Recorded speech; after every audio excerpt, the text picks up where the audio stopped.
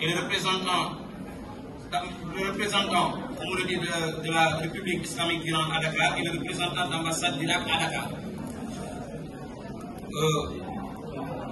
Je profite, comme je l'ai dit, pour faire une brève récapitulation de la Palestine après la Nakba. Chers élèves, vous avez le document déjà avec vous. Donc, je vais ramasser, comme on le dit, les relations israélo-arabes.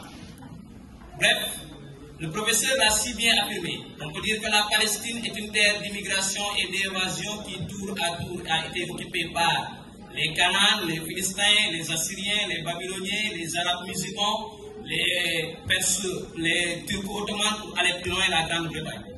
Il a affirmé qu'en 1896, Theodor Herzl a établi un ouvrage intitulé sous le nom de l'État juif, dans lequel il va mettre en place un mouvement appelé communément le sionisme. Le sionisme international a pour objectif de trouver une terre pour les juifs, de médiatiser les problèmes juifs afin de trouver une solution. Il a affirmé aussi que ce mouvement est soutenu par une déclaration faite le 2 novembre 1917 par Lord Arthur James Balfour, qui disait que les peuples juifs de Palestine sont dans l'attente de la création d'un État juif indépendant et reconnu dans le monde. Après la Première Guerre mondiale, lors du traité de Sèvres en 1920, la SDN avait été mandatée, la Grande-Bretagne avait été mandatée par la SDN pour administrer la Palestine. Elle aussi, elle favorise l'établissement d'un foyer juif au sein de la Palestine. Et pour les Arabes, l'existence d'un État juif au sein de leur territoire est perçue comme une provocation supplémentaire de l'impérialisme colonial. Donc les Arabes ne pouvaient pas accepter la création d'un État juif au sein de leur territoire. Et pour faire face à ces attentats, que les Juifs vont devoir mettre en place des organisations de défense comme Irgun et Haganah. Maintenant, en 1937, le mandat britannique est marqué par de multiples conflits, nourris de part et d'autre, au point que l'Angleterre décide de mettre en place un État judéo-arabe, mais refusé par les deux communautés. Maintenant, la Grande-Bretagne est obligée de renoncer à son mandat. L'ONU, dans sa résolution 181 du 29 novembre 1947, partage la Palestine et fait de Jérusalem une ville internationale. Il a affirmé, les Juifs, minoritaires avec 30% de la population, disposent de 55% des terres. Les Arabes, majoritaires avec plus de 70% de la population, obtiennent 45% des terres.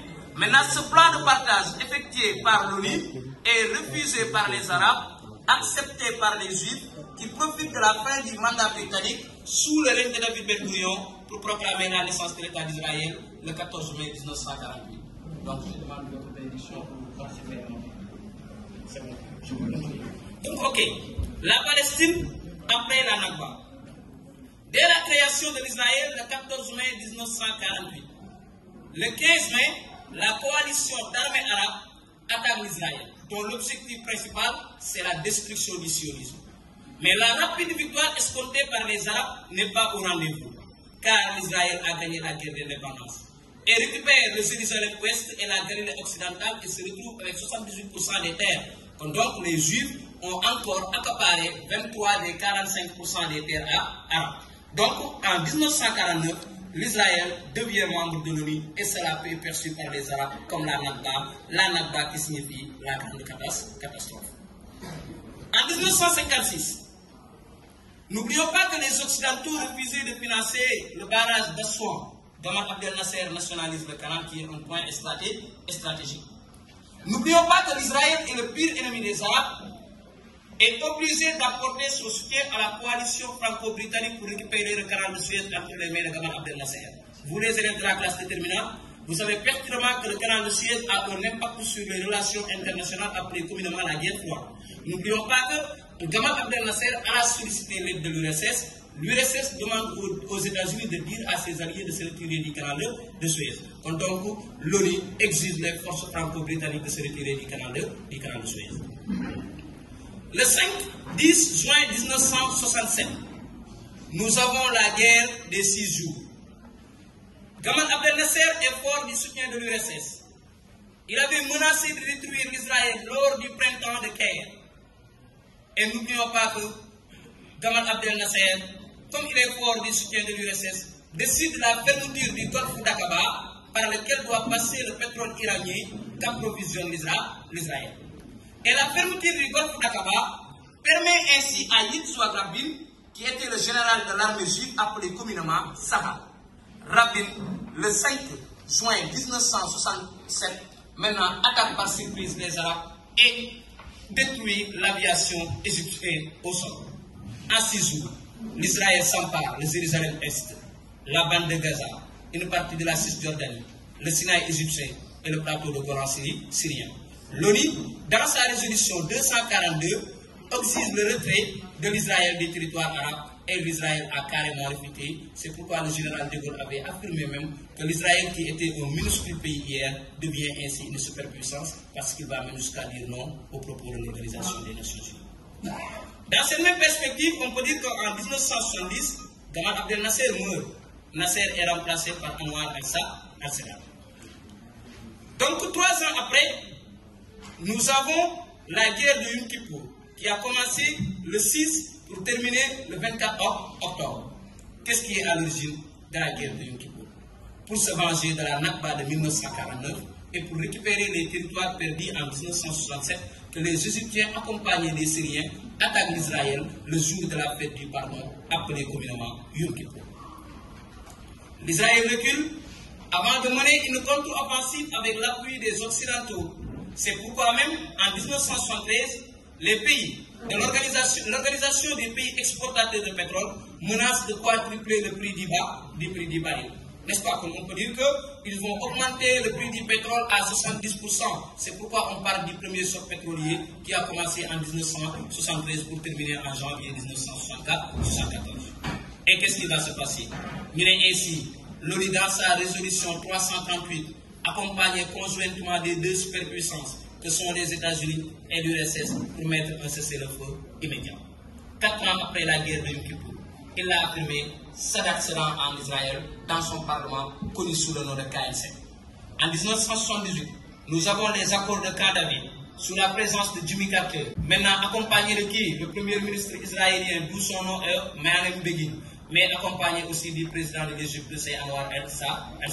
C'est à partir des accords de Camp David que l'Israël et que l'Égypte firment le calumet de la paix avec l'Israël. Maintenant, c'est pourquoi en 1979, maintenant l'Israël se retire du Sinaï égyptien, mais l'Israël améliore ses relations diplomatiques avec l'Égypte. En 1981, Sadat est isolé et assassiné. Et la 5e bataille qui existe entre les Juifs et les Arabes peut être perçue comme l'opération paix en Galilée. N'oublions pas qu'à partir de ce moment, on peut parler de ce qu'on appelle la question palestinienne. Les grands perdants des relations israélo-arabes, ce sont les Arabes, qui ont perdu une floraison de combat. Mais on peut considérer la guerre de Yom Kippour est un combat qui n'a ni vainqueur ni vaincu. Bref, lorsque les Arabes étaient désespérés, ils vont mettre en place des organisations comme le Front populaire pour la libération palestinienne, Hezbollah, mais on peut dire le Hamas. Mais il y a la création de l'OLP en 1964 qui était sous contrôle du Fatah de Yasser Arafat. Ces organisations ont un seul but, c'est d'abord de détruire l'Israël. En même temps, ces organisations doivent faire de telle sorte que les réfugiés palestiniens retournent dans leur terre. Ainsi, ils vont se manifester à travers des attentats, des vagues migratoires, mais aussi on peut dire des bombardements. Et dans cette même perspective, qu'est-ce qu'on peut expliquer encore? On peut dire que face à l'activisme de ces pays arabes, les Juifs voulaient carrément assassiner les leaders de ces organisations. Comme l'OLP était une organisation dont sa capitale n'était pas fixe, ils ont constaté qu'en 1982, la capitale de l'OLP était Beyrouth. Pendant ce temps-là, ils voulaient déloger les commandos de l'OLP au moment où Yasser Arafat avait transféré la capitale de Beyrouth à Tunis. C'est pourquoi, à partir de Liban, n'oublions pas que les Juifs vont orchestrer le bombardement des camps de réfugiés de Satila et de Sabra, parce que c'est eux qui ont influencé les chrétiens qui se trouvaient au niveau du Liban. En 1987, les Arabes étaient désespérés par la perte de leur terre et se lancent dans la première intifada. Intifada signifie la guerre des pierres, qui est à l'origine de 1200, comme on le dit, morts arabes entre 1987 et 1992. Mais n'oublions pas que c'est là-bas que va déclencher le processus de paix. En 1991, nous avons les accords de Madrid. Les accords de Madrid sous le parrainage des États-Unis et de l'URSS, mais sous la bénédiction maintenant de beaucoup de pays arabes, qu'est-ce qu'on a constaté? Cet accord donne l'espoir à la paix, donne l'espoir à la future paix au Proche-Orient. Le professeur l'a dit tout à l'heure, il y a ce qu'on appelle en même temps les accords d'Oslo, signés en 1993, avec une reconnaissance mutuelle entre Yasser Arafat et Yitzhak Rabin, qui était général lors de la guerre des 6 jours et devient ainsi le premier ministre israélien à partir de 1993. Et qu'est-ce qu'on a constaté? À ce moment, l'OLP reconnaît l'Israël comme un État libre à vivre dans la paix et dans la sécurité. Mais dans cette même perspective, on peut dire que l'Israël reconnaît l'OLP comme le représentant des Arabes à mener des négociations avec lui. En 1994, on peut parler des accords de Gaza et de Jéricho. En 1995, nous avons les accords Oslo II, qui peuvent être appelés ce qu'on appelle les accords de Tabar, qui fixent l'autonomie de la Cisjordanie et de la bande de Gaza. L'année 1995 représente l'année où Rabin a été assassiné. Ses successeurs de Rabin, tels que Benjamin Netanyahu et Ariel Sharon, tempèrent optimistes à ceux qui croient à la future paix au Proche-Orient. On peut dire la nouvelle colonisation. En 2000, nous avons la deuxième intifada qui a été causée par Ariel Sharon. La visite d'Ariel Sharon sur l'esplanade des mosquées qui se trouve à Jérusalem est à l'origine de la deuxième intifada, appelée communément intifada de la mosquée Al-Aqsa. En 2001, Ariel Sharon viole les accords d'Oslo. En 2002, c'est la mort ciblée des chefs spirituels du Hamas, comme Cheikh Ahmed Yassine et sa femme. En 2003, nous avons une feuille de route dressée par le quartet. Quand on dit quartet, on fait allusion à qui? Les États-Unis, l'Union européenne, mais on peut dire aussi la Russie et ce qu'on appelle l'ONU, qui vont dresser la feuille de route qui va mener la paix au Proche-Orient. Mais en 2004, avec la mort de Yasser Arafat, tout va être chamboulé. En 2007, le Hamas se met sur le devant de la scène et le Hamas n'était pas connu mondialement.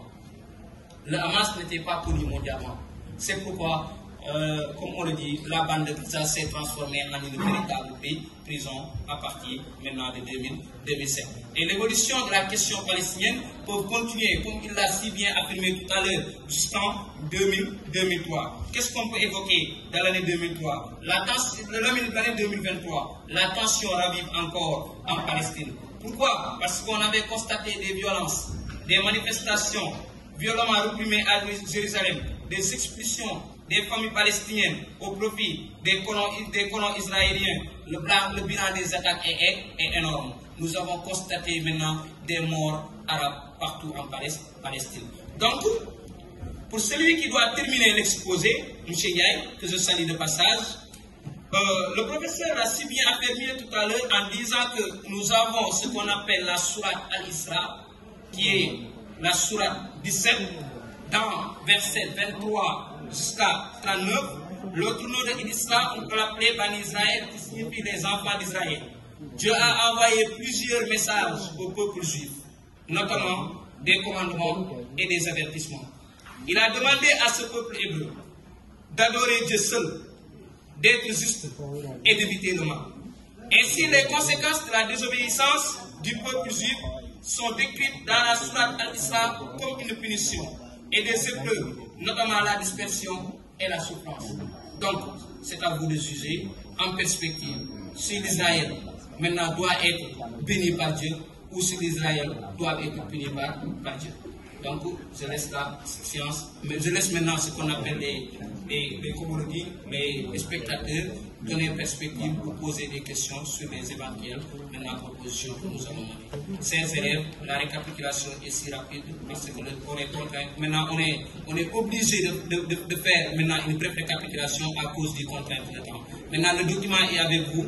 Veuillez maintenant faire des efforts pour essayer de comprendre le maximum sur la décolonisation au Proche-Orient, qui est maintenant une partie de la terre qui se trouve dans la Méditerranée orientale. Mais dans cette même perspective, la Palestine est une terre qui appartient aux trois religions révélées, à savoir l'histoire d'Abraham, que Dieu avait demandé: je donnerai à ta descendance la terre de Palestine s'il parvient à respecter le pacte qu'on a signé. Quand on parle d'Abraham, il l'a si bien affirmé, il avait 2 femmes, dont Sarah, qu'on appelle chez la religion musulmane Sarata. Chez les juifs, il y avait Agar, qu'on appelle Adjara. Les musulmans, Agar et les juifs à partir de Sarah, parce que n'oublions pas que Sarah est la mère d'Isaac.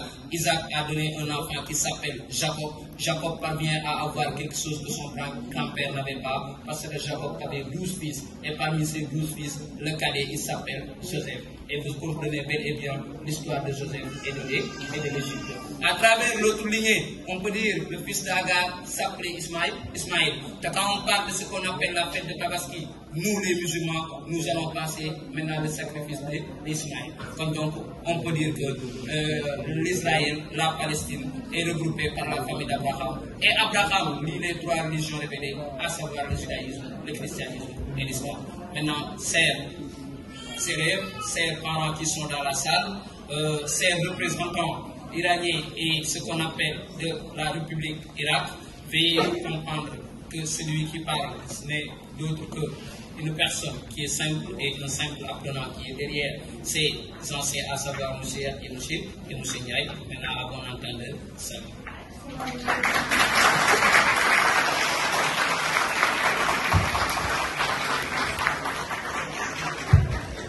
صلوا على محمد وآل محمد.